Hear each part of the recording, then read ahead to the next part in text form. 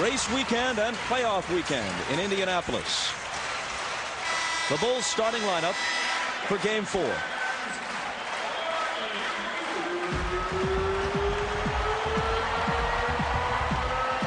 Jordan averaging 34 in the series, had 30 in Game 3, but shot, as we mentioned, only 9 of 22.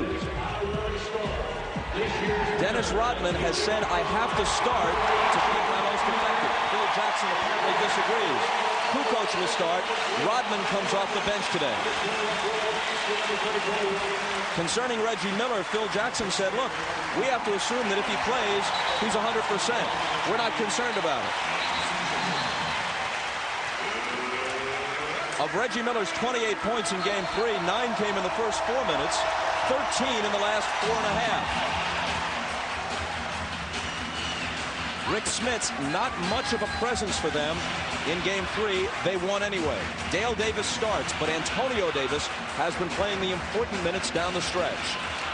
Larry Bird may have won the battle of gamesmanship with Phil Jackson coming into Game 3. He complained after the games in Chicago that the officials were letting defenders rough up the Indiana players. Well, it appeared that Game 3 was called more closely than the first 2 games. Pippen got hit with 2 quick fouls. Rodman eventually fouled out. I think an important thing to watch here today, Bob, is with the insertion of Tony Kukoc into the lineup. Let's see if the Bulls can win the turnover game as they did in Game 1 and Game 2. The tip to Indiana. Hugh Evans, Bill Oakes, Ronnie Nunn are the officials. And how they work it will be a very important factor in Game 4. Mullen is open. He doesn't miss many of those. The rebound to Harper.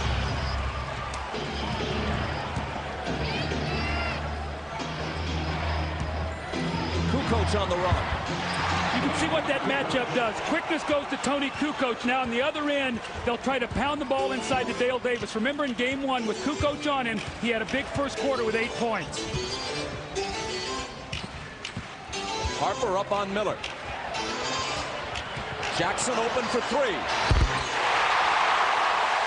That's exactly the way he started Game 3, hitting the open three-point shot. Scottie Pippen always helping into the post off Mark Jackson. And again, Doug, that's big for Mark Jackson's confidence to come out and make his first shot.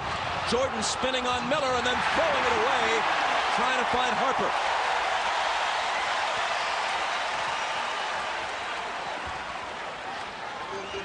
Miller is guarding Jordan when the Bulls have the ball, and we're watching to see what, if any, effects of the ankle injury are apparent.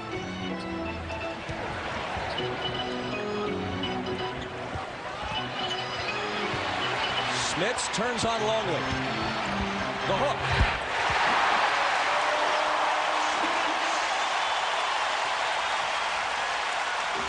Excellent patience that time by Rick Smits. The guy sunk back into his lap. He took his time, put it on the floor.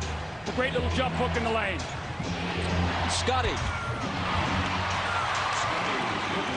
And he tips home his own miss to make it 5-4. You see, they'll go at Miller right away to test that ankle. When Scottie missed that shot, Miller wasn't able to block him out, and Scottie got the easy tap in. Mullen lost it. Jordan back with Pippen. Scottie to the hole, fouled by Jackson.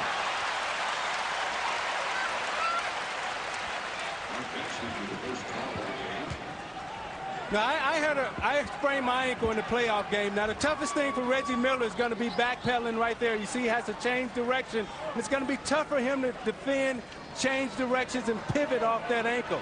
He'll have it loose the first half, but let's watch him the second half as he comes back out, because that's when that ankle will have a tendency to blow up and get tighter. Pippen, who was only 3 of 3, misses his first one. Your performance, Zeke, on the bad ankle in '88 against the Lakers in the finals is one of the most courageous in NBA history. Kukoc with the rebound. Now the drive, so they get the 2 points on this trip down the floor despite the free throw misses by Scottie. Those multiple shots, that's what absolutely killed Indiana in Games 1 and 2. Davis. Smits the follow. See, Chicago has gone back to its speed lineup. And right now what Indiana must do is make sure they get field goal attempts, because even if they miss the shot, they have an advantage on the board. Pippen thought a Pacer touched it last. Hugh Evans didn't agree. See, Tony Kukoc up the floor, helping on Mark Jackson. They got to go in the post to Davis. Davis takes the lob from Jackson. And heeds Coach Collins' advice immediately. See, when your man helps off of you, Bob, what you got to do is run straight to the front of the rim. If they're going to double out on the floor, you're playing 4-on-3.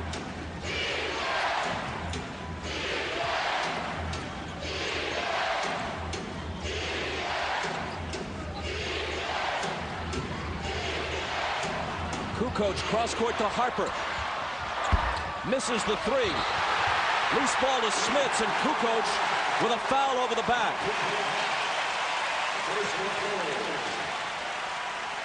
Mark Jackson drives the ball out of the double team. See, Tony Kukoc cannot get back. And you know, Mark Jackson makes that little lob pass probably better than anybody in the NBA.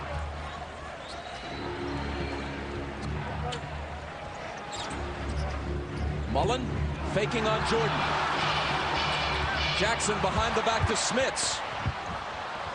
Reggie out of the corner. Tough shot, air.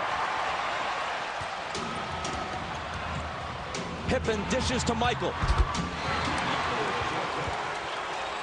Michael's first basket.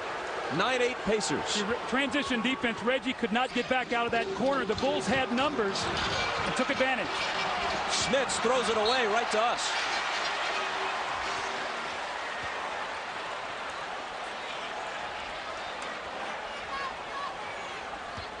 The Pacers contained their turnovers in Game 3. 15, 16 of them. Part of the reason why they were able to win. They also continued to shoot well from the field. It's Kukoc hitting.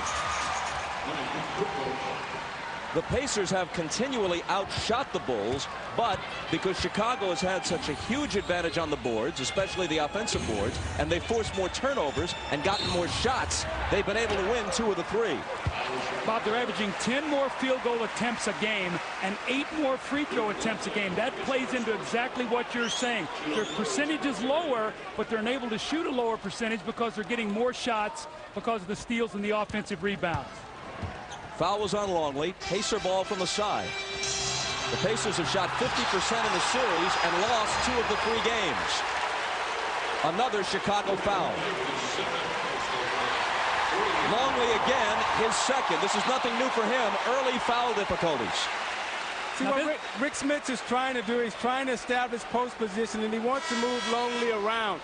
And they're battling in there, and it's always, Doug, you get caught on the second reaction. Now, remember, when this happened the other day in the 3rd quarter, Winnington came into the game. They went to Smits. He scored 7 straight points. Winnington cannot handle him in there. Miller.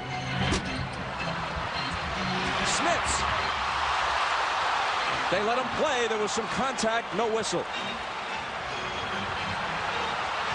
Mullen for 3.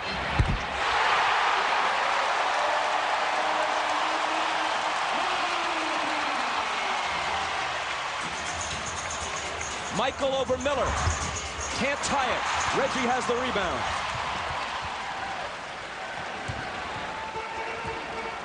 See, with this matchup with Dale Davis and Tony Kukoc, I think they should put Antonio Davis in and let him pound Kukoc because I think he matches up better.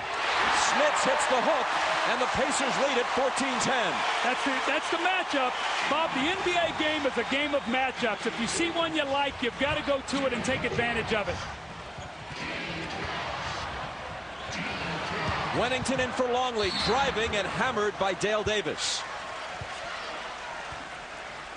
Mullen with a 3, Smits with a hook in the lane, and the Pacers with a 14-10 lead.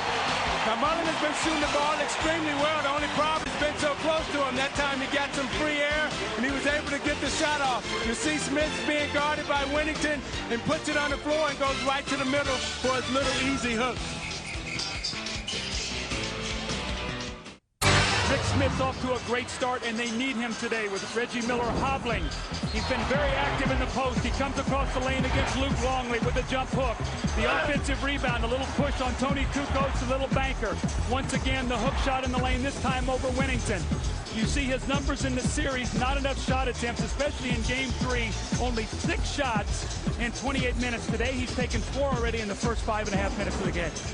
Meanwhile, Reggie Miller is 0 for 2. Too early to say if that indicates a trend, but if he doesn't give them what they usually get from him in a playoff game, 20+, obviously Smits has to have a big game. And you know, Bob, Reggie Miller is such a factor that he could go stand in the parking lot and someone will go with him. So you're not going to give him any distance. So he's the kind of guy that you have to honor, even if he's not 100%, which in many instances frees it up for a lot of other people. And Doug Smith started out slow in that New York series. His first game, he was 3 for 19. And in the last 4, he was 33 of 58, shooting 57% from the field. Jordan going for the steal. Dale Davis recovers it. Rodman is in now for Kukoc. Tony shot 3 for 3 while he was in there. Jackson on the drive, off-balance shot, doesn't get the roll. Tipped by Davis, no. Smits keeps it alive. Now Jackson has it again.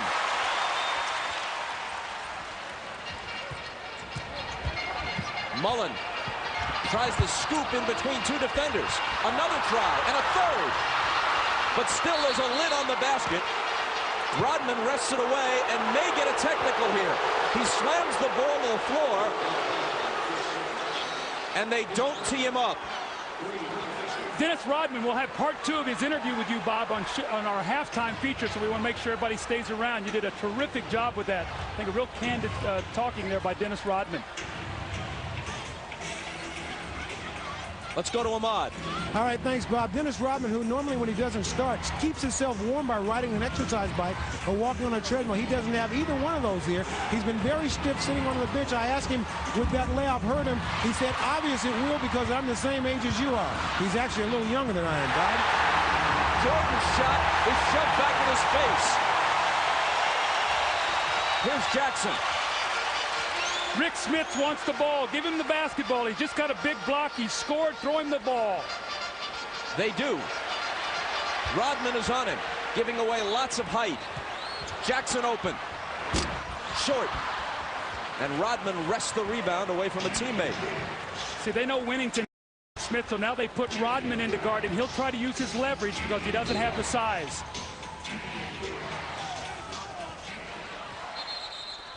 Michael Jordan asked for a 22nd timeout. And Michael appears to be bleeding in the area of his right eye, unless that was a bead of sweat.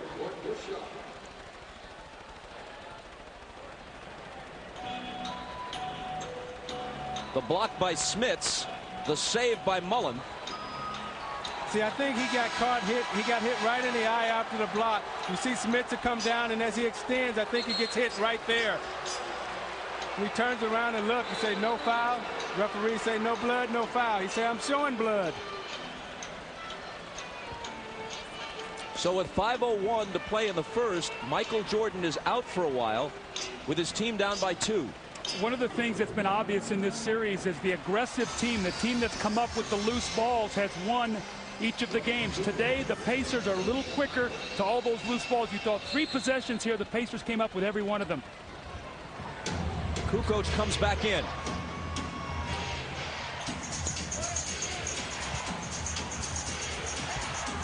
To Pippen for the reverse that ties the game. Good look by Kukoc. What a great athletic play, too. Tony got bailed out. He got in the air, no place to go, and Scotty saved him.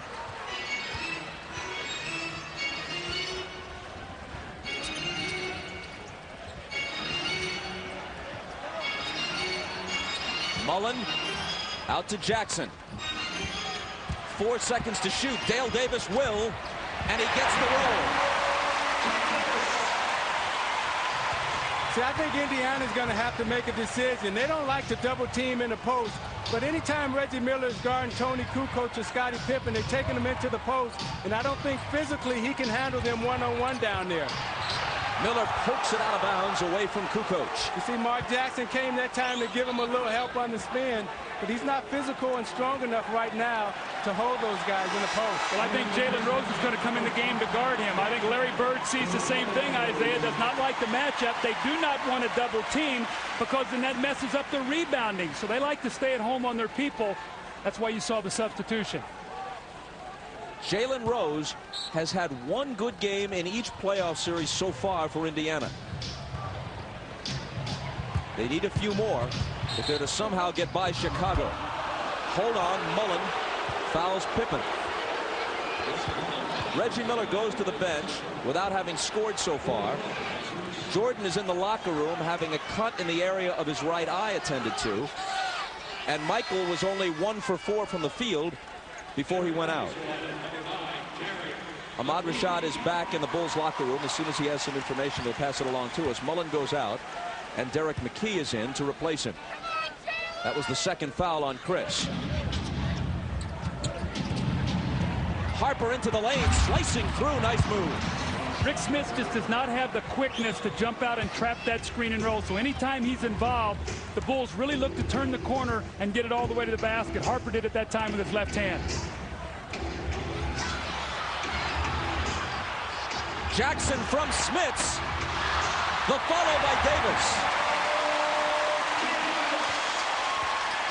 Jackson blew the open layup, but Davis was there to cover for him. And what you'll notice is anytime that Mark Jackson makes a pass into the post, Pippen is roving. Wennington ties it again. Know your personnel. It's a tough cover for Rick Smits to get out to Bill Wennington. He's more of a jump shooter than he is a post player. Jackson evades Pippen. And Smits misses off the potential assist. Kukoc fires and misses the three. And it's out of bounds to Chicago.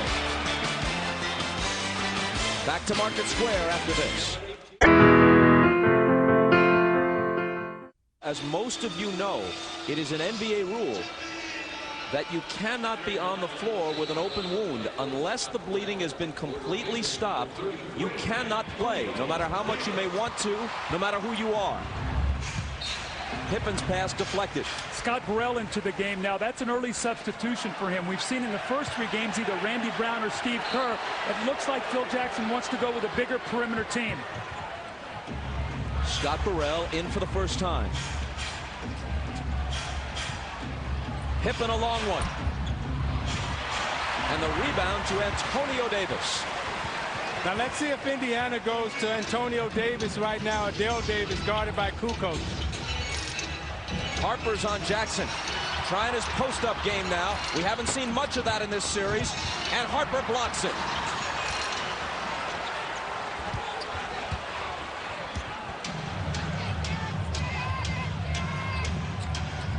Rodman turns and shoots. Someone got a piece of it. It winds up in Pippen's hands, but he's standing on the end line. What's Dennis thinking?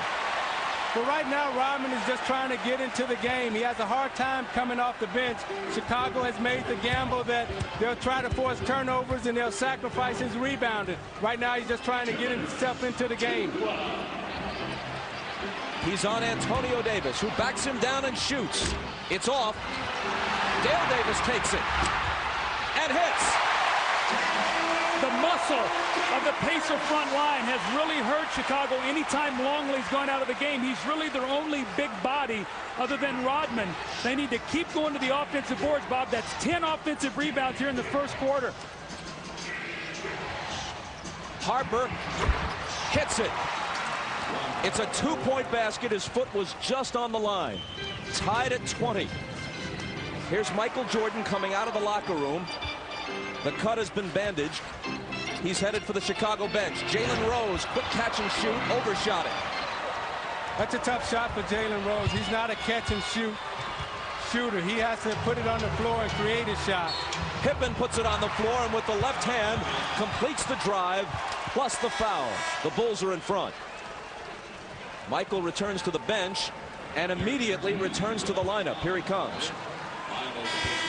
You know, Michael always looks for things to get him going. He got off to a slow start, only 2 points of the first Bulls 18 points. Actually, now they have scored 22, but he looks for these little things to get him going. He saw the side of his own blood. That's not a good sign for the Pacers. See, right now, I wouldn't take any chances with Michael Jordan. Every time he touches the ball in the low post, I would run a guy at him and double team him. Because if he gets hot, he's capable of putting 55, 60 points on the board. So I would not let him get on track this first half. He's guarding Travis Best, who's replaced Mark Jackson in the Pacer backcourt. Reggie Miller peels off the warm-up. He's headed for the scorer's table. Antonio Davis from McKee. Well, that was a great look because the big man stepped out to help as the man came around the screen, and he did just what you teach him to do, go right to the basket. An excellent pass by McKee. See, what Indiana is doing is what we did a lot in Detroit when we played against Chicago. They're a speed team. So you try to attack them with your body. You got to put your body on them to impede their speed. Rodman with the pass, Burrell with the bucket. The Bulls with a 3-point lead.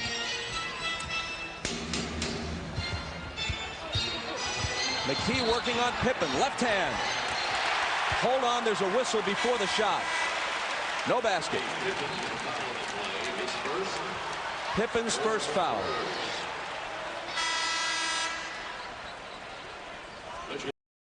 Reggie Miller is back, and Ron Harper returns for the Bulls with Kukoc leaving. See, the Bulls match with a small lineup right now. They can switch anything, any screen roll, any down screen, switch it so you can't have a catch and shoot at the end of this quarter.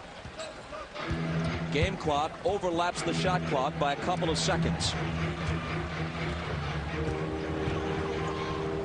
Rose drives on Burrell and scoops it up off the glass. Now that's what Jalen Rose is effective. Putting it on the floor, taking it to the basket.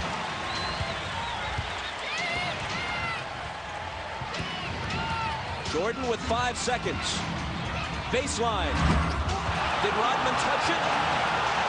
The Pacers think he did. The officials don't.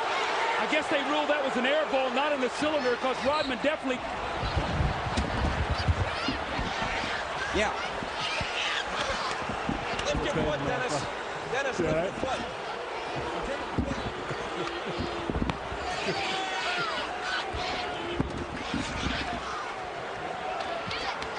Right, Bob? Once again, I'd like to say, stay tuned for that interview at halftime with Bob Costas and Dennis Rodman. They are now soulmates. Yeah. The big man. I took a hit, buddy, I'll tell you that. I saved you. I caught his foot. It was coming right for your head. He packed some punch. Meanwhile, watch the hustle. Look at Worm. We don't see Bob. Where's Bob? Where's Waldo?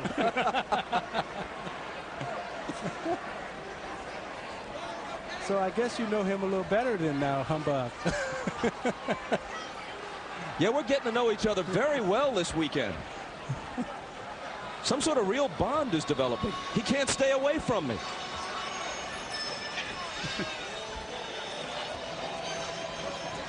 So meanwhile, Rodman appeared to have come close to touching the Jordan jumper, but the officials ruled that he did not. So Michael's basket counts. Another basket from Michael right at the end of a quarter with 2 defenders on him. He's done that so often in this series.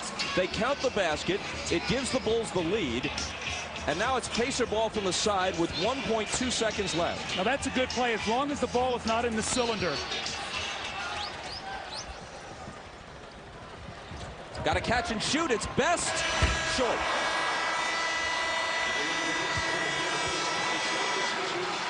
After 1. A quarter in which Michael sustained a cut, and I was nearly crushed. The Bulls lead the Pacers by 3. Greatest game. The Bulls lead by 3, but Michael Jordan has gotten off to a slow start, shooting 1 for 5. The Pacers have contested every shot you see here with the turnover, the fading jump shot. Again, Reggie Miller in the post, Michael fading away. Good looks at the basket, nothing going. And this is the play that he got hit by Rick Smith. And for more on that, let's go to Ahmad Rashad. All right, thanks, Doug. Just continuing up on my report, those Band-Aid strips that you see over Michael's eye are called sterile strips. They're trying to stop the bleeding right now. At halftime, they'll take another look at it. If it's still bleeding, they'll put in the real stitches. Now, I asked Michael during that just timeout if it affected his eyesight. He said it did not affect his eyesight, and he's ready to go. Bob? Thanks, Ahmad. The reason why you saw but 2 points beneath Michael's name, that last basket right at the end of the period was credited to Rodman, not to MJ. Michael gets an inadvertent assist, I guess. Gets it back from Rodman here, and it spills out for him. Reggie Miller whips it inside to Antonio Davis, who was bumped. But the contact goes the other way, according to the officials, and it's on the Pacers. The pace of this game is very similar to Game 3, where the Bulls had a big first half, 56 points, wore down a little bit. The Pacers would like to keep them running, keep the pressure on them for 48 minutes so their bench can have an effect. The call is traveling on Antonio Davis prior to the contact. No foul. And now Michael, just 1 of 6. Not anymore.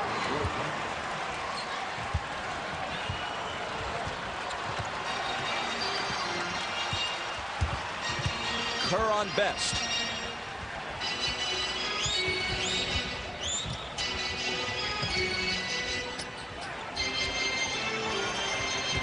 Six seconds to shoot. It'll be Best. And Burrell takes the rebound.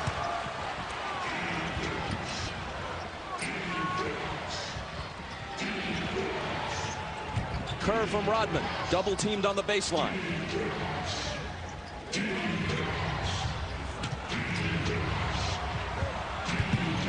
Jordan against Rose, 3 seconds to shoot. 2 in a row now for Michael.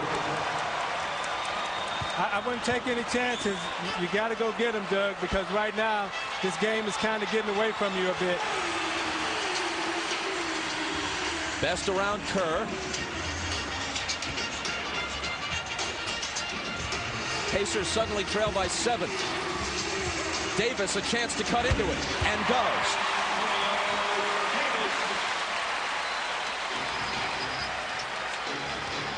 Steve Kerr limping a little bit. Looks like maybe he got kneed in the thigh. We'll have to keep an eye on him. He's wincing and hobbling around out there. Kukoc off to Kerr and gets it back. Fade away. Tony Kukoc with a strong first half.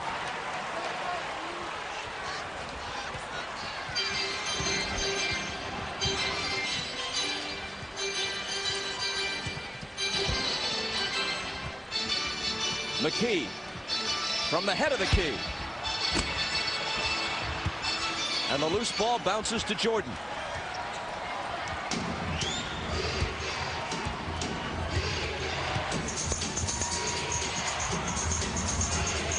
Michael with Miller on him. And Bill Oates blows the whistle. Now, anytime you get hurt, you come back with a vengeance. And Michael has that fire in his eyes and that bounce in his step. Falls back right there in front of Jay. And then the last time down, he comes down, he squares up Jalen Rose, gives him the fake, the step back. Oops, nope, I'm crossing you over. Now I'm a Jay you. Bam. And the foul a moment ago was number 1 on Reggie Miller. These aerial shots are provided by the Goodyear Tire and Rubber Company, and we thank pilot Dan Thomas. That area you see right there is the construction site for the new arena for the Indiana Pacers to be opened a couple of seasons from now. It'll be called the Fieldhouse, and it's the first professional basketball arena. There's what it will ultimately look like. The first professional basketball arena that embraces the concept that's been so popular in baseball.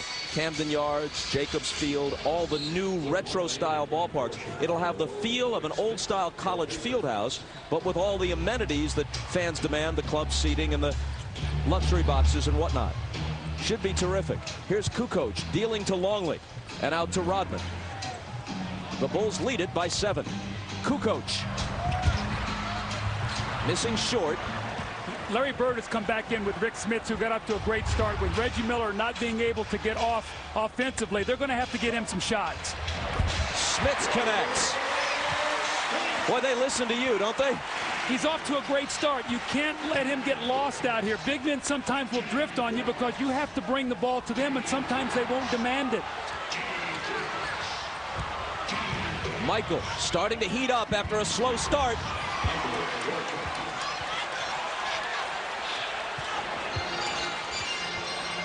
Three straight now for Jordan after missing 5 of his first 6. And play is stopped by a whistle. Now you watch Michael being guarded by McKee. Loves to come to that right hand and pull up in the middle. McKee just a little late getting there. Jordan swishes it right through the net. He gets better by the quarter in this series so far, and right now, what I see in Michael Jordan, that little bounce and that little hop, I know from experience, he's about ready to go off.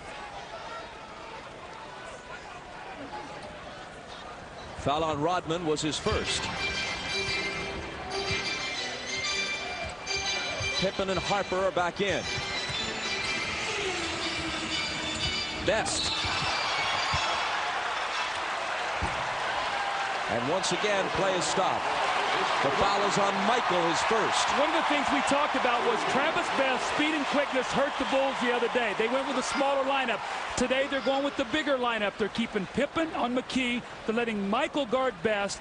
And they're keeping Ron Harper on Reggie Miller. See, the thing I'm noticing is Reggie Miller, he can only fade like that. That's good enough. Yeah, he's having a hard time curling into the middle. So he's fading on every screen. And Chicago is shooting the gap, trying to go over the top. And that time they got caught. Miller's first hoop is a 3. And the Pacers are within 4. Michael to answer. There it is. I'm telling you, he's real hot. Well, he missed 5 of his first 6 shots, and he's made his last 4 right now. He's in one of those rhythms that great players get into. Reggie, nice feed from Best.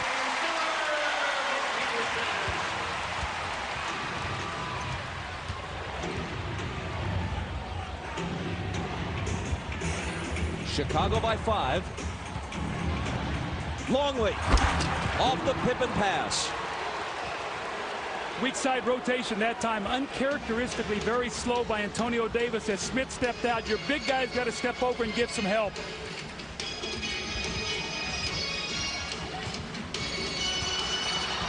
Reggie again, a little hook attempt. Comes up way short. He thought he was bumped a bit. Here comes Michael with Best at his mercy. And they call a foul on Michael at 6'6". He had the little guy, Travis Best, just 5'11", as the lone defender back. And he tried to give himself some room with the forearm. And keep your eye on his left arm and his left shoulder. Right there at the elbow, he gets it up. You very rarely see that call against Michael Jordan. Billy Oakes with the emphatic call, but Travis Best giving him space. Watch the left arm. Right there, he gets it up. And you're watching the NBA on NBC. Chicago ball after the timeout.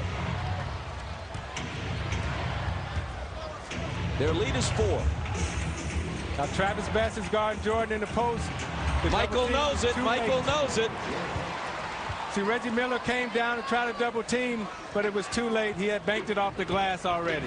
After missing 5 of his first 6, Jordan is now hit 5 in a row. Harper on Miller. Antonio Davis with the screen. Gets it back. Pops the jumper. His game has gotten so much better being able to hit that medium-range jump shot. You used to love for Tony Davis to step out and shoot that. That has become such a weapon for this team because you need another big guy who can shoot out there because Rick Smith sees so many double teams. Best again trying to contend with Michael. Knocked away as Antonio Davis came over with the help. You know, in that last bucket that Antonio Davis hit, Dennis Rodman bent down to tie his shoe up, and the pick and roll came. That's why he was so free at the free throw line, Doug. Pippen looking for somebody. It's Michael. At 6'6" to Best 5'11". Miller over on the double team. Pippen lets fly. The Bulls are really shooting the ball well. This is so reminiscent of Game 3. You know what I think is interesting here? Larry Bird is going against his philosophy. He doesn't like the double team, but he realized that Michael Jordan is hot, so he's sending a man at him every time, which is freeing up their perimeter shooters. Smith's out to Best. Quick touch pass over to an open McKee, whose jumper is short. Here comes Chicago. The Bulls are shooting 59% in this half. Michael again. Cross court to Pippen. Head fake. Longley open.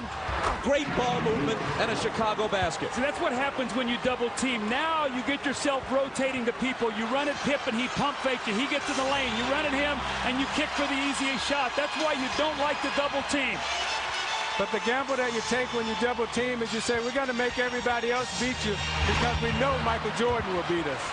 Miller misses the hook. Harper races back the other way. Best wraps him up.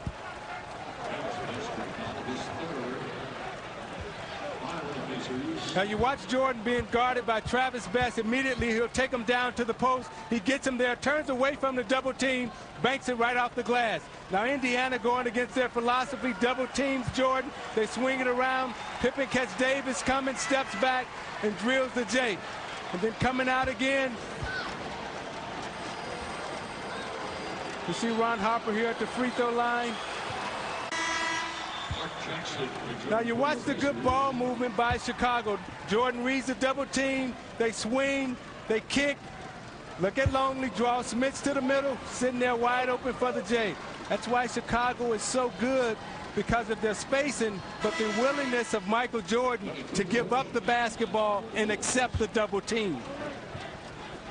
Jordan leaves the lineup with 2:48 to play in the half. This free throw upcoming right now by Ron Harper will be the 11th attempted in the half by the Bulls. Indiana is yet to go to the free throw line. That's an interesting substitution by Phil Jackson. They pushed it to a 10-point lead. Remember the other day in Game 3, he rested Michael, and they wasted an 8-point lead at the end of the third quarter to give the Pacers right back into the game.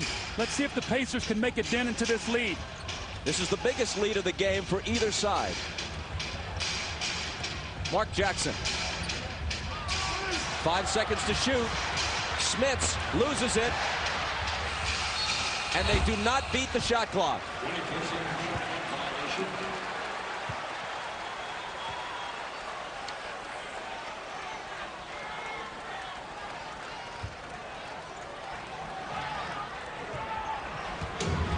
Larry Bird's team down 10, and Chicago looking to add to it. Longley hooks on Smits. The Bulls by a dozen.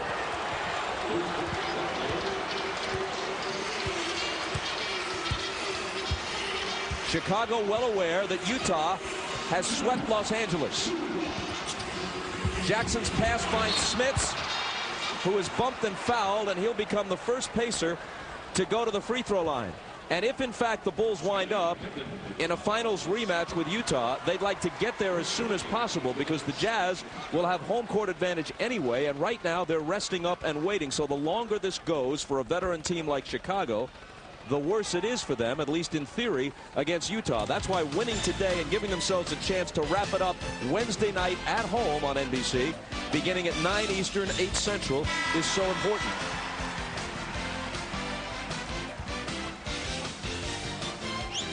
So we'll see you Wednesday night from Chicago.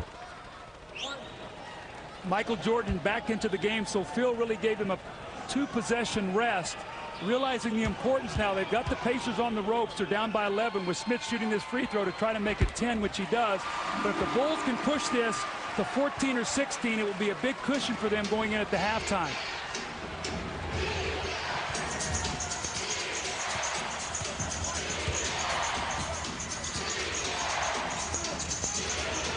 Rodman snap pass to Michael, who finally misses one, interrupting a long hot streak. I didn't think that ball hit the rim. They got a new shot clock, so that might have been a good thing there for the Chicago Bulls. It looked like it was an air ball. Must have skipped the back of the rim. Scotty to Kukoc. Big height advantage on Jackson. Slips it inside to Longley. 4 on the 24. Pippen going to have to shoot it. It squirts out of his hand, and a 24-second violation.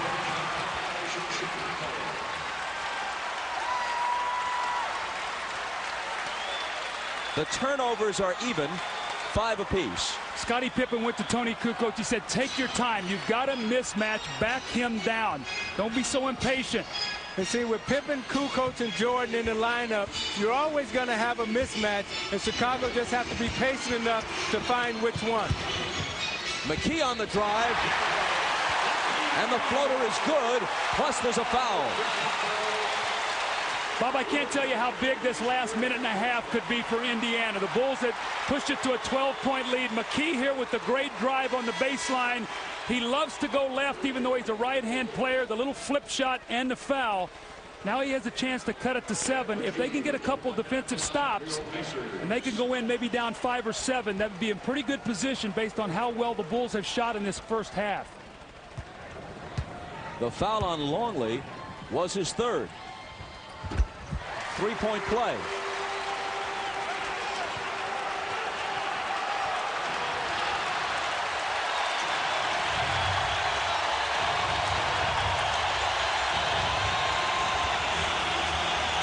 A 12-point Chicago lead has been trimmed to 7. Michael over McKee, and it's back to 9. You see, Jordan loves to drive and pull up right for that J. McKee got him. He gave him a little hesitation, went for it again, and then came back and hit the J, going right. Jordan has 15.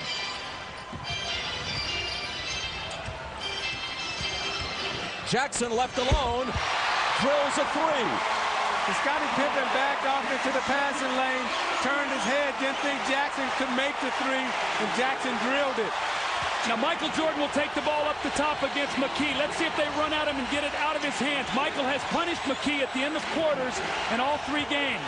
He just waved Kukoc out of the corner because he wants that side clear. Here it is. Overshot it, air ball. And there's the horn. Michael had 13 of his 15 first half points in the second quarter. The team that has led at the half has lost all 3 games so far in this series. They trail by 6 as we start the second half here in game 4. Longley on the drive. Can't make it 8. Mullen has it. Now let's see if that ankle tightened up on Reggie Miller. Normally when you go and rest at halftime, that ankle swells up. Let's see what type of mobility he has.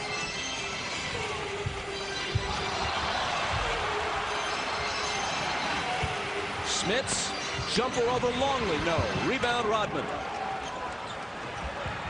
Bulls thinking defense here, starting Rodman. Who picks up his 10th rebound to start the half. Pippen to the hoop. Knocked away by Smits. So you watch Reggie in transition here. He's slowly limping, trying to get back. It's tough for him to push and get off that ankle. And he's guarding Michael Jordan right now, and Jordan will look to test him quickly. Longley, catch and shoot. That's a well-executed play. Rick Smits had to give help on the screen by Michael. Longley read it, just faded right back to the corner. Mullen for 3. Way off. Rodman deals the outlet to Pippen. Michael is open. Good start to the 3rd quarter for Chicago. Bird's going to need a 20-second timeout. The Bulls are coming out. They've got their defensive team on the floor. Hit 2 quick jump shots to push this lead back up to 10, and Larry Bird doesn't like it.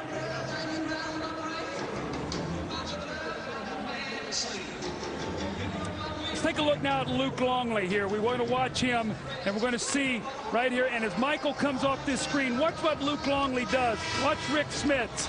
He's going to have to think about Michael Jordan. He turns his head. Longley works right against his vision with the open jump shot. And in Michael Jordan, the last time down again, Reggie Miller having a very difficult time getting down the floor. They're cross-matched. Mark Jackson does not get there soon enough. Michael continues his hot shooting. The Bulls up by 10. Jackson around Pippen. He often took it right at Scottie in game 3. Smits has position. Longley gets wrong that time. He went on the baseline side. The pass was right to the middle, which led Smits right to the dunk. On Michael.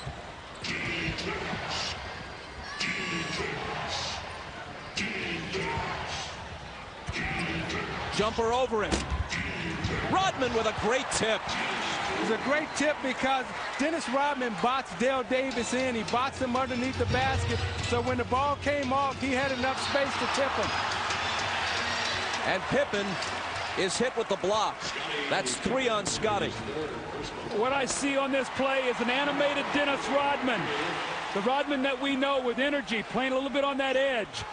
But he goes right to the front of the rim on the miss and just out-muscles the Indiana Pacer front line. And going back down the floor, you see that high step, and he's feeling good.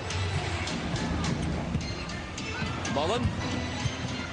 Michael takes him on a switch and fouls him.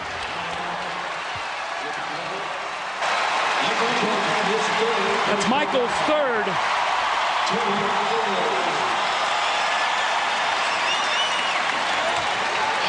So even though it's his third foul, I don't think you can run the risk of taking the ball out of Rick Smith's hands because he's shooting it so well right now. They've got Harper now on Miller. Jackson into the lane. Dale Davis brings the Pacers back to within 8. The Pacers got to get some defensive stops, though. Right now, the Bulls are in that good offensive rhythm. Remember, they shot 59% in the first half, and they have not missed a beat here in the third quarter. Well, Chicago has made the decision that they're going to outscore Indiana, and Indiana has to match them with scoring opportunities. On the Bulls turnover, the Pacers bring it back, trailing by 8.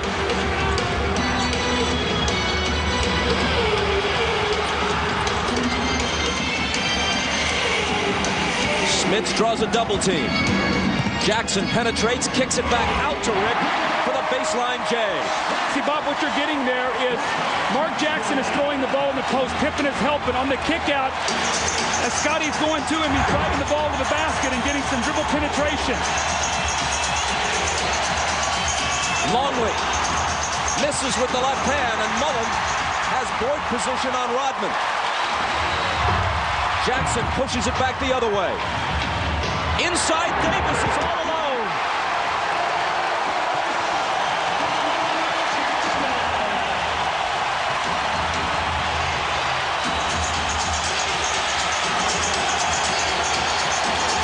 Indies on a 6-0 run.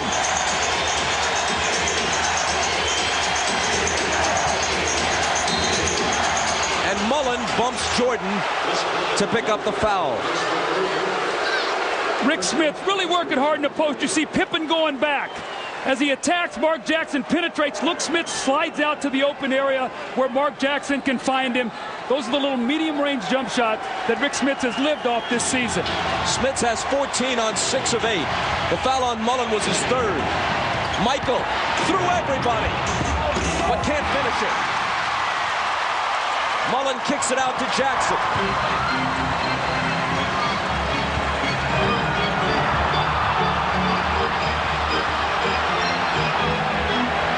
Looking for Smits. He looks for the hoop, but it's short. Harper had trouble with the dribble. Got it back. And it's Chicago by 6. Miller on the run. Misses off the glass. Jackson has it. Mullen along for 3. A wide open look. Can't ask for more than that if you're Chris Mullen. Harper. And Smits fouled him.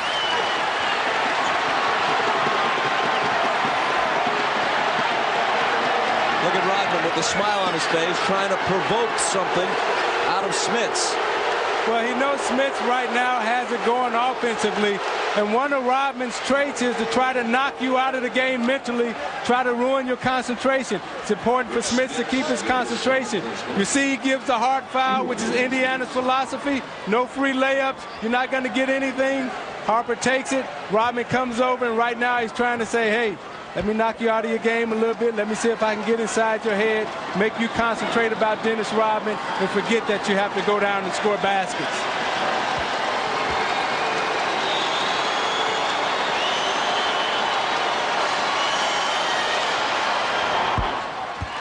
Harper cans the pace of this game is frenetic, and Larry Bird is going to take a timeout. I still think Indiana must continue to run like this. If they have any hopes, I think, of winning this game, they have got to wear the Bulls down.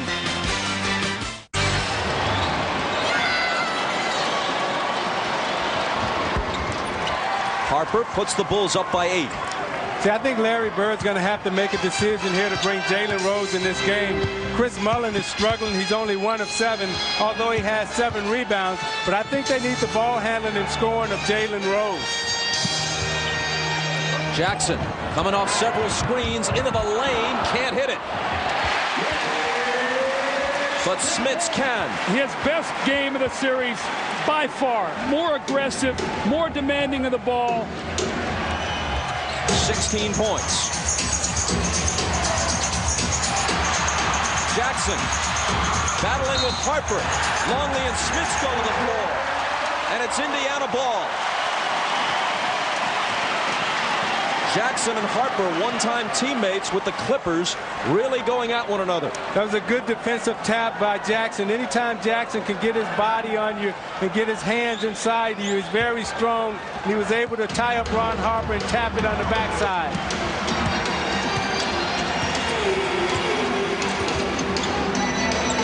Miller. Got it. A 2-point bucket just inside the line. Chicago by 4. That was such a difficult shot. Ron Harper with a hand in the face. Reggie Miller still buried it. See, again, that shot was on the fade. You got to get up on Miller and make him run. Michael slings it out to Harper, who traveled.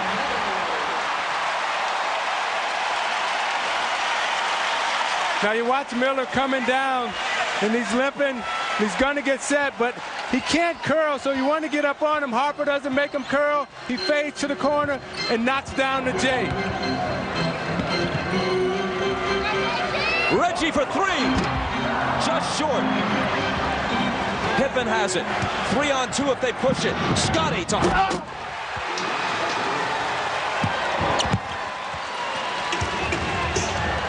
Boy, there's a swing. A 3-pointer that could have cut it to 1.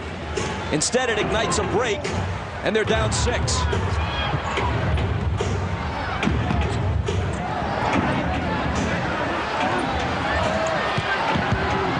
Mullin through a crowd.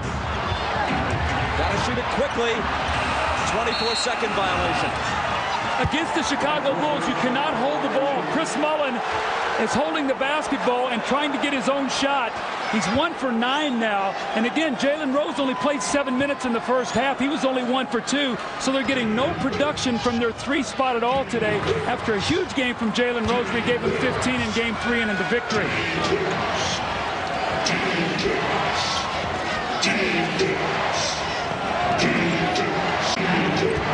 Michael. Fade away on Miller. Out of bounds in front of the Pacer bench and touched last by the Bulls. Pippen is pointing at Mullin, but the officials didn't see it that way. Now you watch Reggie Miller guarding Jordan in the post. He's trying to keep his hands in Jordan's shot pocket. He won't let him bring the ball down to get to his pocket to bring that shot up because he knows he can't move his feet. Pippen steps in front and picks it off. Jackson is back, but it's a 2-on-1 with Michael. Look out! And Jackson fouls him. Now both Jordan and Jackson knew what was coming on that play. That's why neither one of them responded. Jordan knows that every time that he goes to the basket on a fast break situation like this, they're going to take the hard foul. He accepts the challenge, walks back to the line. And again, Isaiah, the one thing you don't want to do is let Michael Jordan get one of those monster dunks of his, because those are the great quieters of the crowd, especially on the road. So you take the foul and you make him make 2 free throws. This is his first 2 free throw attempts of the game. For the 10-time scoring champ and 5-time MVP. NBC's must-see Thursday is great this week, beginning with Friends, followed by Just Shoot Me, Seinfeld, Veronica's Closet, and ER. That is must-see TV Thursday on NBC. Remember now, game 3, Bulls up 8 with about 4 minutes to go in the third quarter. Phil Jackson rested Michael Jordan. The Pacers tied the game. I don't think you'll see that today. A whistle away from the ball.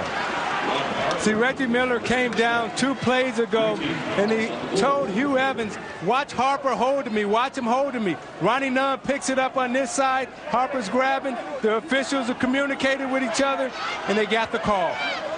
It's on Harper. It's his first. Remember late in game 3 when Harper fouled Miller hard and almost sent him sailing into the Indiana bench, and several Pacers stood up.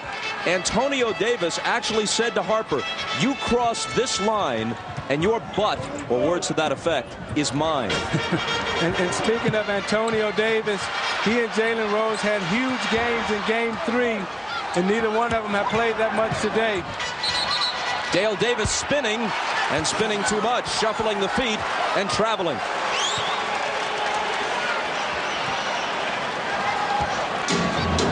Ahmad Rashad tells us that Reggie Miller turned to one of the officials after they nailed Harper with a foul and actually said, "Thank you." Might be some sarcasm involved. "Thank you for finally spotting one," in Reggie's view. Michael takes him into the lane and hits it. You got to go double team him. You can't let Reggie Miller stay down there alone. It's a 10-point game again. Mullen is open and shoots it long. Terrible shooting day for Chris Mullen, but not for Rick Smits, who's been hot all afternoon. And he's the one that's kept him in this game in the third quarter, down 8 with 3 minutes to go. 18 now for Smits.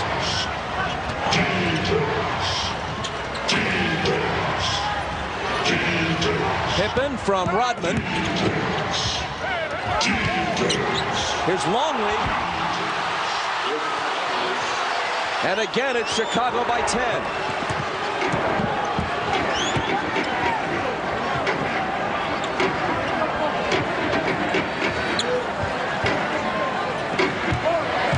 Smits. And Longley fouled him. That was a great adjustment by Rick Smits. He moved Longley up, then came around him, and Longley got the foul. Now you look at the last 2 baskets by Chicago. Jordan using his strength, backing Reggie Miller down. Reggie can't fight him off, doesn't have the leverage because of the ankle. Now you watch Longley, who likes to come left, drives left on Rick Smits, takes the long step around Jackson and hooks it right in the hole. And you're watching the NBA on NBC. It's a 9-point lead right now as Smits is shooting his second free throw to try to make it 8. Realizing they've worked so hard to get this lead, he does not want to let them close quickly to finish this third quarter.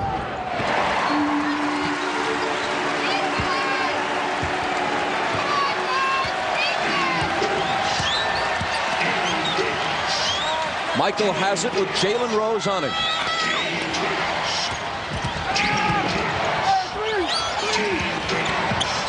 Scott Burrell. Michael. 5 on the 24. Rose all over him. Kukoc has it go through his hands. They won't beat the shot clock.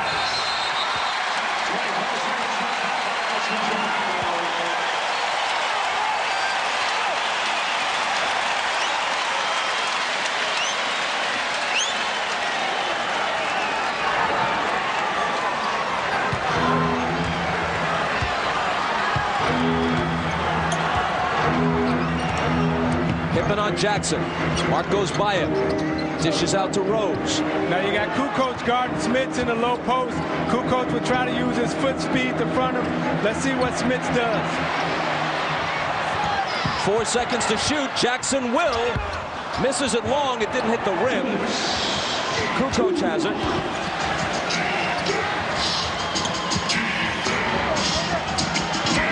Kukoc with the jumper from the foul line.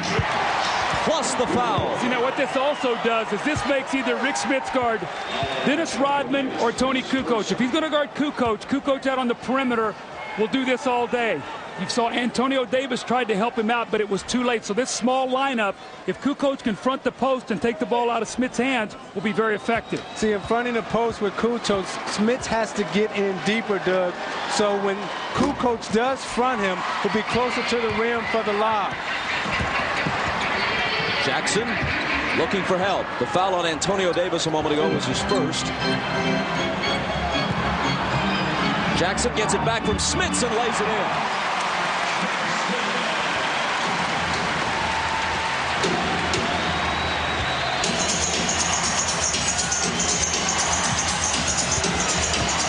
Michael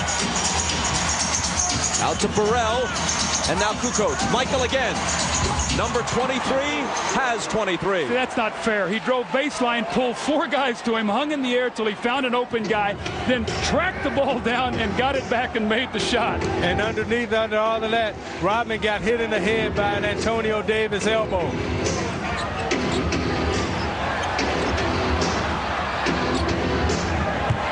Smits poked away by Kukoc, and Tony fouled him. Isaiah, now watch Michael Jordan here. He's going to get hemmed in on the baseline. Look how many Pacers are down there with him. 5 guys in the paint. And he says, "Give me the ball back." And he turns and hits the jump shot. See, what's happened is through his career, he's seen so many double and triple teams. He realizes when he gives the ball up, don't take himself out of the play. Seek the ball back.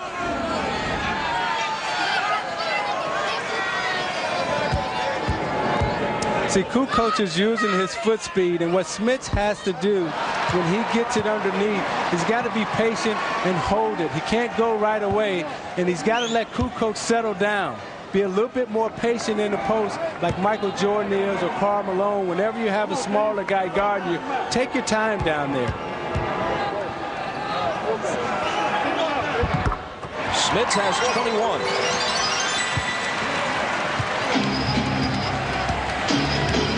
The Bulls led by 6 at the half. They're up by 9 now. Winds down. Jalen Rose fouled Michael Jordan. That's 1 on Rose. But will send Michael to the line as the Pacers are in the penalty.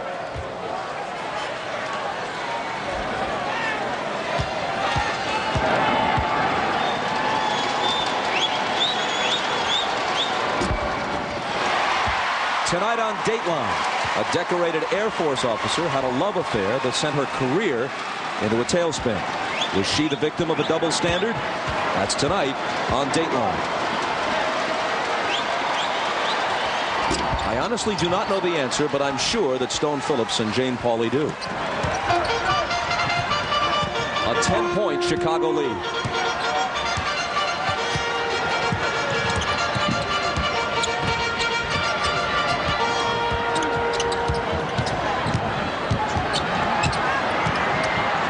Smits, the hook.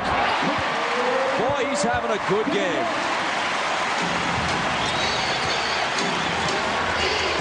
.23 for Rick Smits. This is a big possession right here. If Michael can hit this shot, it'll put him up 10. If the Pacers can hold, it will give him a nice little lift to start the 4th period. Michael fires. In and out. And there's the horn.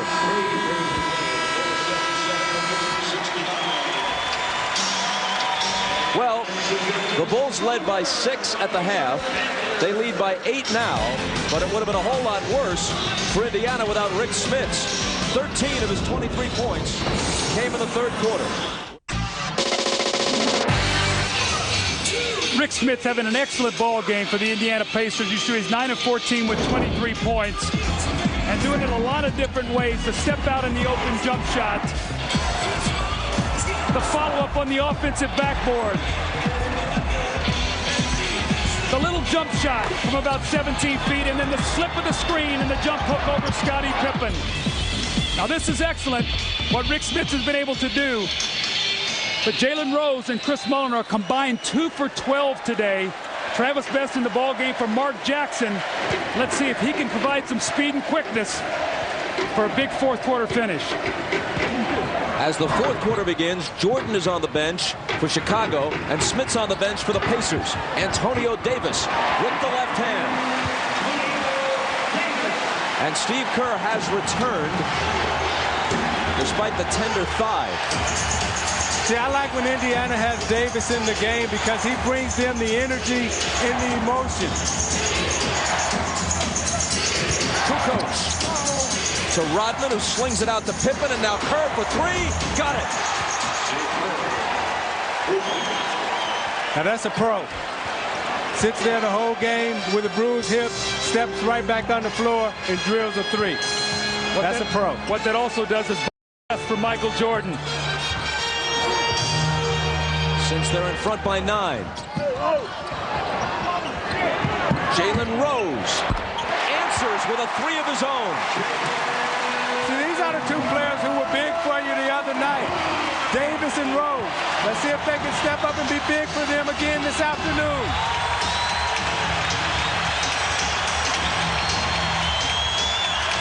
Burrell. Rebound Rose.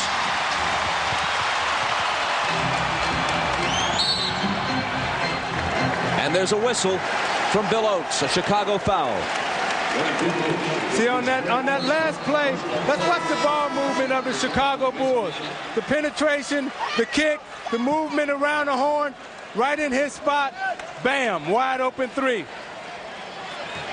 Now you come back with the Pacers again. Ball movement, fake. Jalen Rose takes his time, lines it up, and drills a three. Back live, the foul on Kukoc was his third.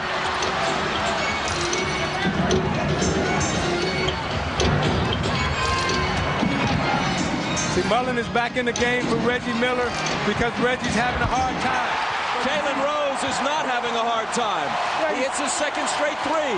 Bob, you see what's happening right now is Jalen Rose and Antonio Davis is stepping up. Jalen Rose knocked Tony Kukoc down, then drove the lane. That's the plan of toughness right now for the Pacers. Kukoc is all alone, though, and that quiets the crowd just a bit. Championship experience. You keep your poise. The emotional surge on Jalen Rose's shooting. Kukoc and Kerr have both answered. 4 3-pointers in the last minute or so. Mullen inside of Burrell. No basket. He hit him before the shot. It's Chicago by 6. The Pacer bench has been so vital to their success all season long. The emotional toughness of Antonio Davis in the post against Dennis Rodman, and Jalen Rose with back-to-back big threes to give his team some energy and some life. And they're going to need the bench to finish this game out strong with Reggie Miller not being 100%. You see what their bench has done at home. They've shot 47% at home and on the road 39%. And that's what you normally see. Your starters play much better on the road and your bench plays much better at home. Today you see what they've done. +8. Let's play on Scott Burrell is first.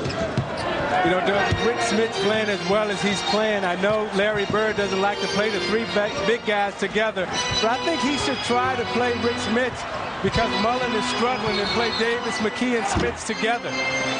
Foul before the shot, and it's Burrell again.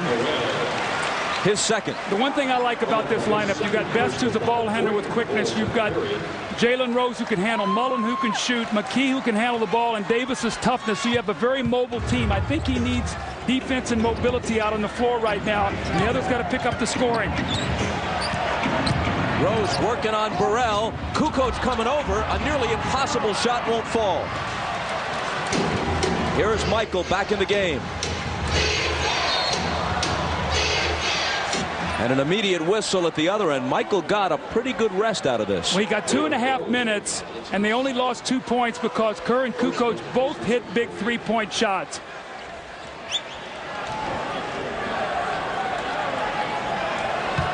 Jalen Rose and Scott Burrell are having a little battle of their own. But Jalen Rose will compete. That's why I love him as a basketball player. You see him defending Jordan. He's not backing away. He respects him, but he's going to compete against him. You're not going to get anything free on Jalen Rose.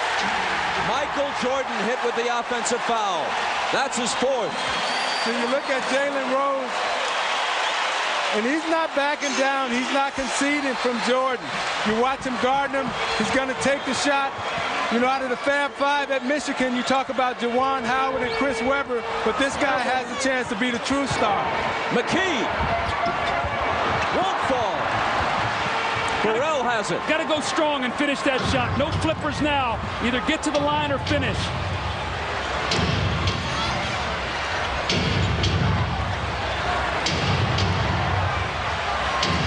Kerr from Michael. Into the lane he goes. Hold on. He was fouled as he made his move. Now that's 4 Question is, have we seen the last of Reggie Miller today? Because Isaiah, well, here he comes off the bench right now, because I was getting ready to say, the longer he sits there, the tougher it's going to be for him to get warmed up again with that ankle. Yeah, at the half, we talked about it, and we said, let's watch and see if that ankle gets tight. Now, when you have an ankle injury like that, you have to keep pushing and you have to keep running, because your foot acts as a pump, and it pumps the blood up out of your foot, and it lessens the swelling.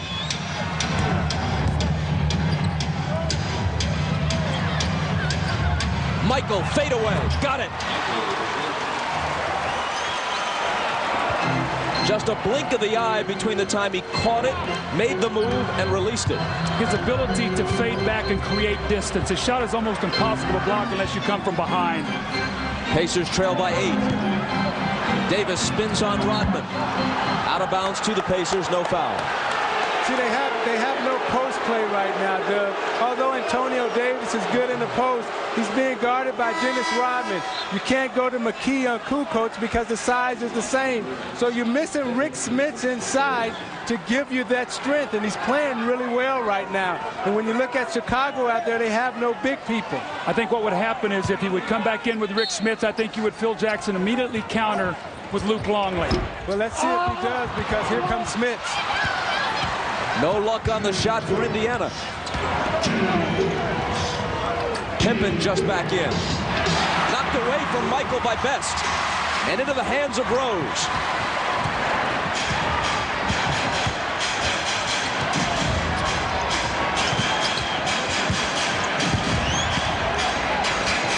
Travis Best is open, but misses the 3.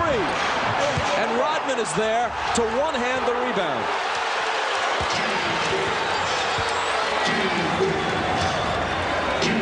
14 rebounds for Dennis.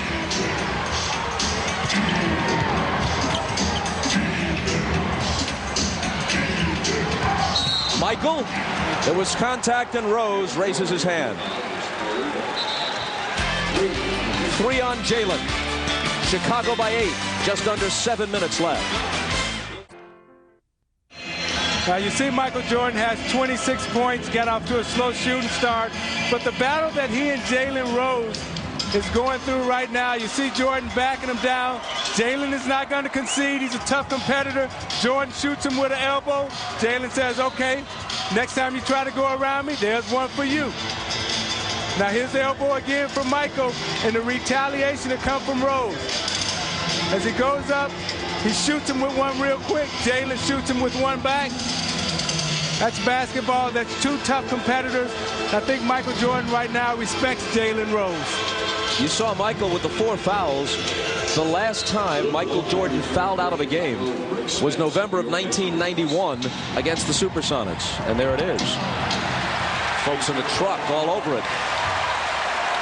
Little miscommunication that time between Michael Jordan and Luke Longley. Luke stepped up to set a screen, and Michael tried to pass him the ball at the pinch post. Michael said, my fault, Luke. Now, I think this is a good matchup for the Pacers. Vince comes back on the floor, who's a better offensive player, playing against Longley. And they immediately go to him, the basket, +1. You got to keep him on the floor, because what it does, Doug, as you said, Phil Jackson now will come back with Luke Longley, which takes Tony Kukoc off the floor, who's a better offensive player, and you need to score right now. You see Smits backs him down and uses his size to go over him with the J. Meanwhile, 5 on Longley.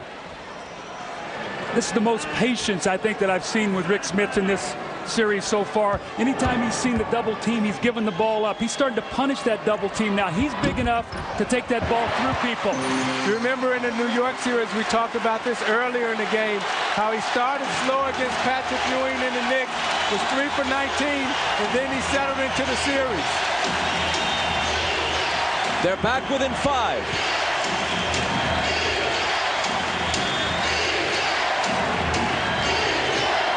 McKee on Jordan. Jumper over it. Spins out. Reggie Miller has it. Pacers looking to make a move. Best pulls up and hits.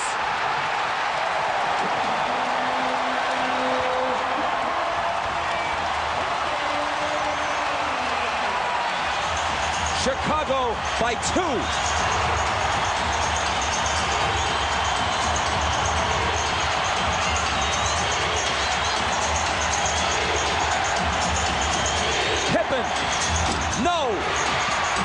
chased down by Harper.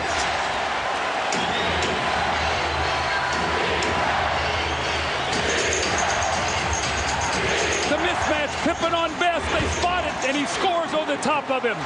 You could see it all the way. Michael saw Scotty, said, get in the post, and he got him the basketball off a second shot opportunity that Ron Harper ran down the miss. Best around a Davis screen. Kicks it to McKee, and now Smits. He feels it, but not this time.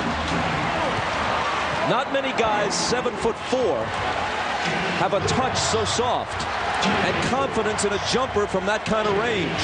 Bob, I think what would be important to watch right here to see if in these last 5 minutes can Scottie Pippen and Michael Jordan sustain their energy, because they played a lot of minutes. You see that turnover right there, may be a sign of fatigue. Jordan lost it. There was a little bit of contact. The officials let it go. That's Michael Jordan's 6th turnover today.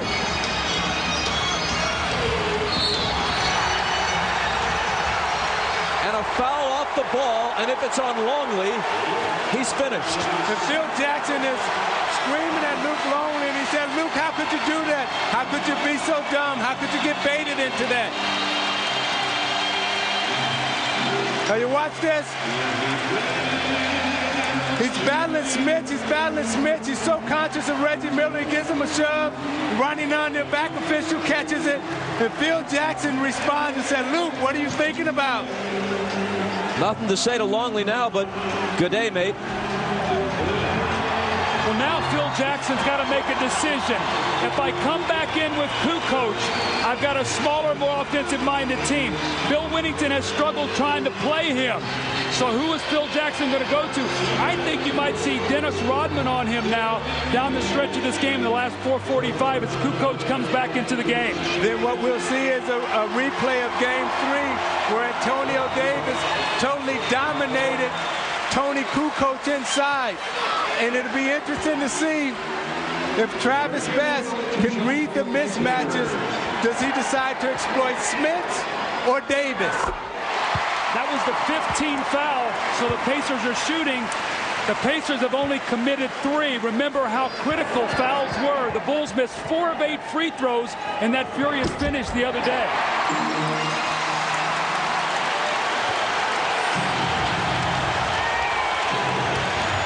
After Miller's free throws, it's again a 2-point game. Jordan through a crowd. It's short, but Rodman, he can't hit it. Here come the Pacers, and here comes the crowd. A basket here could tie it. A 3 could give them the lead.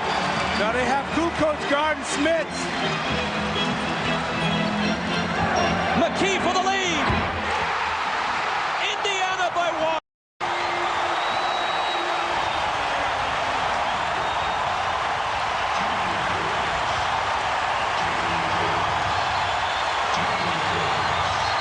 Pippen, there's a whistle. No one could hear it. The crowd is so loud. Phil Jackson wanted a timeout. Scotty took the ball down the floor and didn't see it and used some clock, so they only have 15 seconds as they come out in this timeout. Indiana's on an 11-2 run. There's the last piece of it. McKee's 3, which gives them the lead. You're watching the NBA on NBC. Keep your eye on Derek McKee right here. Watch the blow that he's going to take to his head from his teammate. He rolls over. This is right before he comes down and hits a three-point shot. Where am I? Then he almost gets run over by a pack of bulls. He comes to the other end, and he said, you know what? I can still make the open shot, though, and he buries the 3 to give the Pacers the 1-point lead. Indiana has hit 9 of 16 three-point attempts in this game. They once trailed by 12. They lead now by 1. Jordan. McKee wants to make him make jump shots. Keep him in front of him. Don't let him get to the rim. He doesn't make that jump shot. Rebound, Antonio Davis. Keep the pace of the game up. This is how you're going to win the game if you're Indiana. Keep the pressure on them.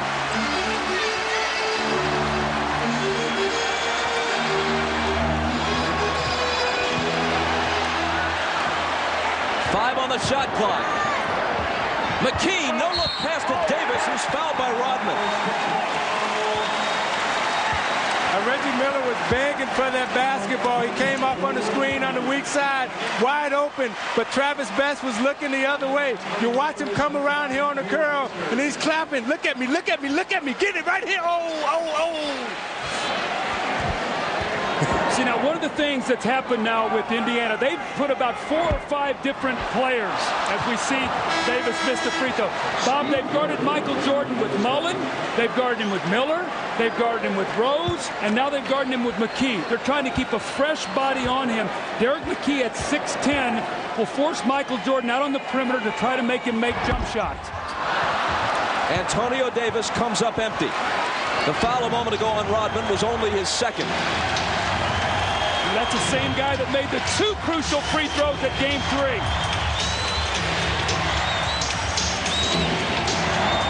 Scottie Pippen just Jordan. Hold on, a foul. Pippen just gave Reggie Miller an elbow right to the head. He was trying to post him up. Miller stuck his head in there, and Scottie Pippen shot him right with the elbow on top of it. You watch Pippen posting up here, and Miller will stick his head in, bam. Oh, my. As he rubs it. McKee, his second. The Pacers are 1 foul away from being in the penalty. The Bulls are already there with 3:01 on the clock. Now, Steve Kerr being back in the game. Pippen to Kukoc. Tony Kukoc has been huge at various times in this game. See, they have the best offensive scorers in the game in Kukoc, Pippen, Jordan, and Kerr, because Chicago understands right now that they got to keep scoring. Now, they've come back with Steve Kerr to play best. He hurt them with screen roll and penetration in Game 3. They've got Harper out of the game because Kerr's a better shooter. I think you got to put it right back in Smith's hands against Kukoc. Best had a different idea. That's that screen roll play that hurt them that we showed at the top of the game in our Showtime feature. Kerr just does not have the quickness, but they need his shooting. The 10th Indiana three-pointer of Game 4. They lead it by 2. Pippen has it poked away. Out of bounds 2. Indiana.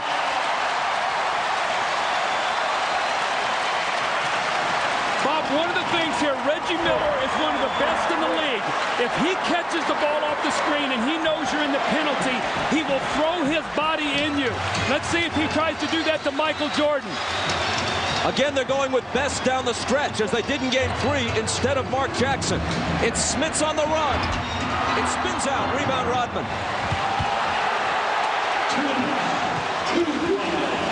16th board of the game for Dennis Rodman. Jordan thought about a 3, gives it up to Kerr. Michael for Kukoc. It's Chicago in front again. Tony Davis twice. He's a big guy who's not used to playing guys that can shoot the ball out there. And he gave Kukoc 2 good looks, and he buried them both. Indiana asked for time. Kukoc has 18. He's hit 8 of 10 from the floor. It's the Bulls by a point with 1:35 left. Moments ago, Phil Jackson all over Hugh Evans, contending that Travis Best's foot was on the line, and the three-pointer should actually have been a 2-point basket.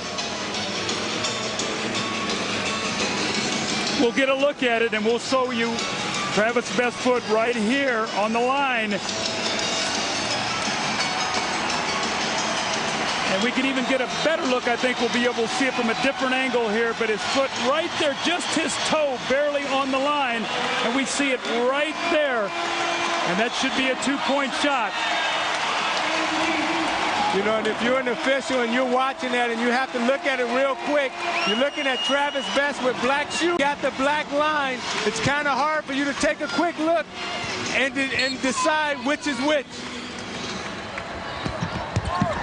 Trailing by 1, the Pacers put it in play. They have Michael Jordan on Best to take away the penetration.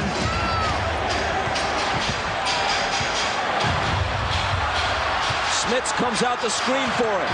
Best into the lane. The floater is short. Loose ball battle won by Pippen.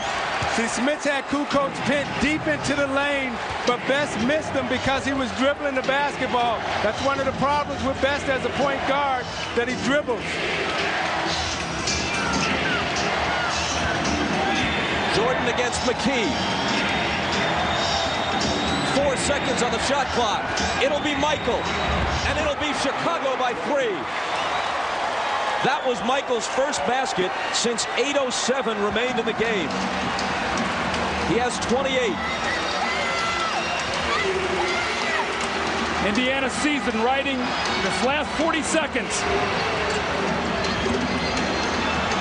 Best dribbling the ball too much again. You see Smith flashed again that time, wide open.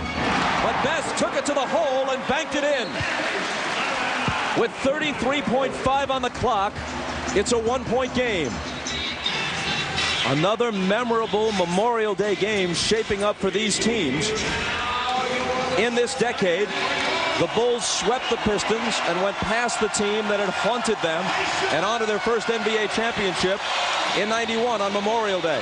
2 years later, Michael with 54 in Game 4 against the Knicks. And then in '95, it was the Pacers' turn, the game in which Rick Smits hit the game winner, a contest that saw 4 lead changes in the final 13 seconds. Remember the exchange of what seemed to be game winners, first by Penny Hardaway and then by Smits. Here it's Chicago by 1 as they put it in play. You see Bulls take it length of the floor, not half court. Kerr, a great free throw shooter. And now Kukoc. Hold on. There's an offensive foul. An illegal screen is called. And the Pacers are going to get the ball with 21.8 on the clock. It's on Rodman, and it's his third. Dennis Rodman is going to get called on the offensive foul. They're going to run a staggered double screen. It's Kerr sets the first one. Michael's going to come off. Now watch Rodman's left shoulder. He is on the move, and he hits Derek McKee. That's a good call because he threw his left shoulder out and created the contact. Now, Phil Jackson obviously doesn't like it. He feels like he's gotten 2 tough calls here. One on the three-point shot, this one on the moving foul. Now, can Indiana take advantage?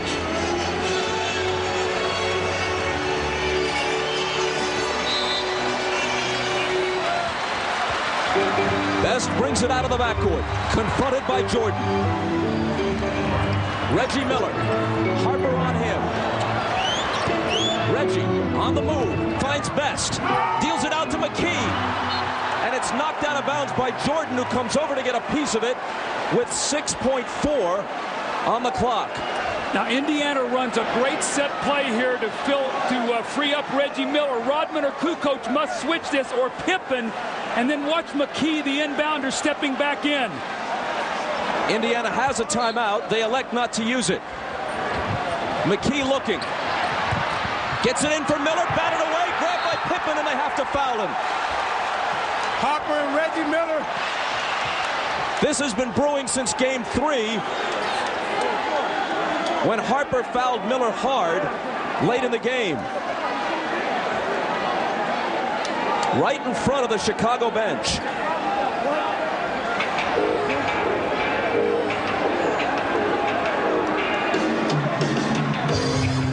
Now Pippen's going to go to the line. What would be crucial here is if technicals are called. That would throw everything off. And that's what the officials are talking about. If Pippen goes to the line, even if he makes 2, Indiana, a great three-point shooting team, would still have an opportunity to tie. See what happened here is Reggie Miller gets called for the foul, and you see Harper pull Reggie Miller into the bench and then push him off, and Reggie Miller goes back at him. Man, you can't do that. You can't run the risk of a technical in this situation, no matter the provocation.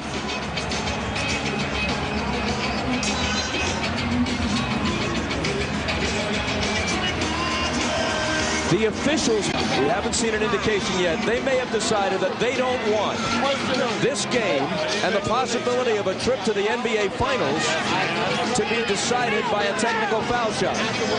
Well, you got Hugh Evans right there who's explaining it.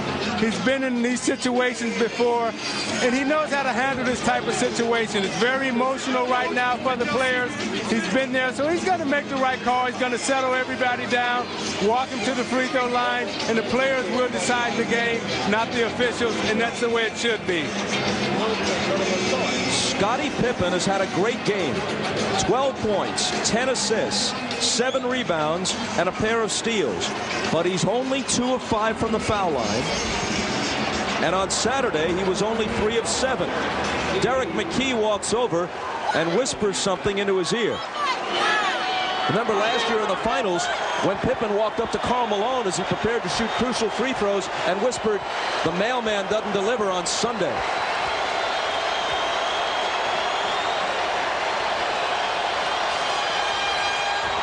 A miss. And see, I can tell you what's going through Scottie Pippen's mind as a player. You're sitting there concentrating, and it's not butterflies that's in your stomach. It's a big whale that's swimming around in there. Now, I'd put Antonio Davis on Rodman. Rodman too quick for Smits here. You don't want to give up a second shot. Missed them both. Loose ball, out of bounds. Who's got it? Jump ball. Now Hugh Evans says, wait a minute. He motions Ronnie Nunn over and may overrule him, and he does. He overrules him and gives the ball to Indiana with 2.9 seconds. And Larry Bird uses his last timeout.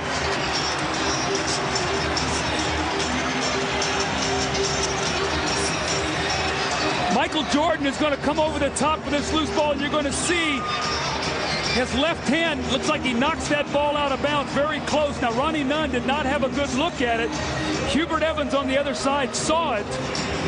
Let's watch again. Watch Michael's hand here. That's definitely off Michael's hand. He and McKee were wrapped up there.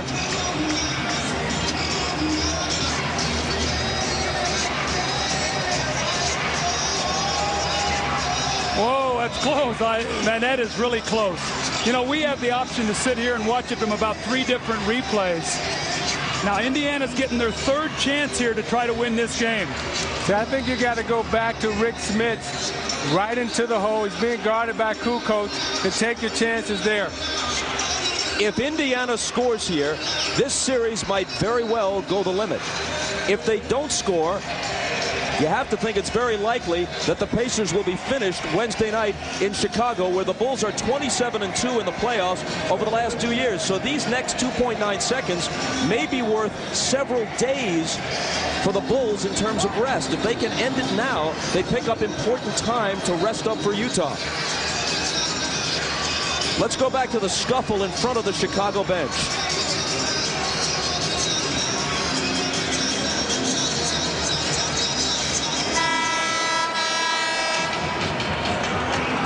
Let's see if someone moves off the Indiana bench. Watch the left of your screen. Right there, somebody. It could have been Jalen Rose. Right there, that's Jalen Rose. Did not advance beyond midcourt. And there's Rick Carlisle, one of the assistants, coming over saying, get back here. Now, it's possible that Rod Thorne will review that tape, and it is possible that Jalen Rose will not be a participant Wednesday night in Chicago. Well, it all depends on how technical you want to be. The rule says that you can't come on the floor. He did not necessarily cross the line. He went up the sideline. So we'll see. You look at Rod Thorne there on the left and David Stern with the yellow tie on. We'll see how they rule. Indiana, no timeouts left. They've got to get the ball in. 2.9 seconds. And a delay of game warning on Chicago. They just wanted to get a look at Indiana's setup.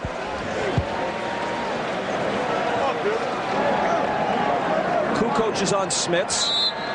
Jordan is on Best. Harper's on Miller. McKee gets it in the middle.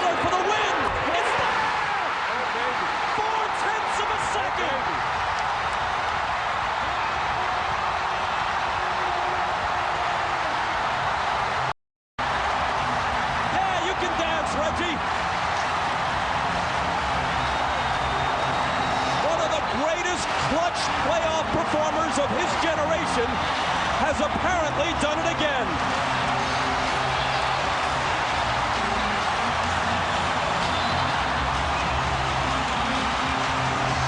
Reggie Miller, now watch him. He's going to come off one screen, gives Michael a bump, and he lets it go. What a killer shot by Reggie Miller. And Doug, I know exactly how he feels. You're coming off that screen, you catch it, you square up, and you let it go. And the adrenaline that's going through your body right now, it's hard for you to really contain yourself. Look at his emotions. You don't know what to do because so much juice is going through your body. You're so happy. You see he's looking like he's ready to cry. Look at Reggie once again. He got away with a little bump on Michael. He got really open. I can't believe he got that open on that play, knowing they're probably going to go to Reggie. But where's the limp? No. He forgot he's got a bad ankle. With too much adrenaline flowing through your body, that's what you say, I love this game. That's what it's really all about right there. And you look at Larry Bird, who's been there before. Nothing to it. I've done that about 20 times in my career. Come on back over here, fellas. Yeah, but let me illustrate his stomach. Well, that's an almost unbelievably placid demeanor, considering the fact that Market Square Arena is a complete madhouse. Bob, they put 0.7 of a second. You can still get a catch and shoot. At 0.3, it can only be a lob to the basket. So the Pacers got to be smart here. They've got to be ready to switch anything so you can't get a quick catch and shoot. After the basket, it showed 0.4. They restored 0.3 and put it at 0.7. The two big misses by Scottie Pippen at the free throw line set the stage. Had he made them both, the best the Pacers could have done was to tie on that 3. Now they lead by 2.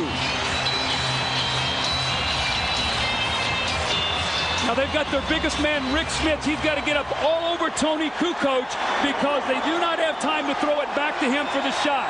Now Michael Jordan likes to take it down into the post right here and seal his man and shoot the fadeaway J.